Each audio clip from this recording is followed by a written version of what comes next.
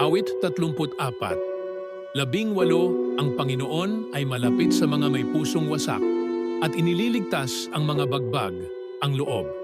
Kapatid, alam kong pagod ka na.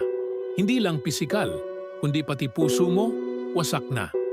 Yung tipong gising ka pa sa 10 oras ng gabi, hindi dahil sa kape, kundi dahil sa bigat ng problema mong hindi mo na masabi. May luha kang itinatago sa likod ng bawat ngiti. May sigaw kang nilulunok sa gitna ng katahimikan. At ang tanong mo, nasaan ang Diyos sa gitna ng lahat ng to? Ito ang sagot. Awit 34.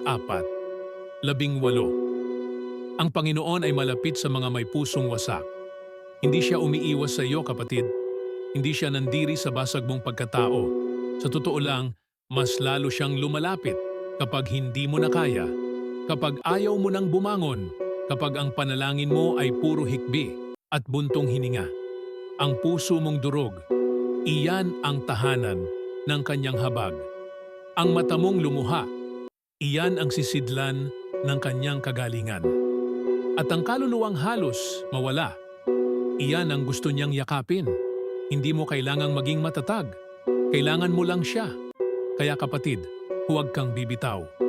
Hindi pa ito ang katapusan. May pag-asang darating. May umagang muling sisikat. At sa gitna ng dilim, ang Diyos ay nariyan. Malapit, tapat, at kailanman ay hindi ka iiwan.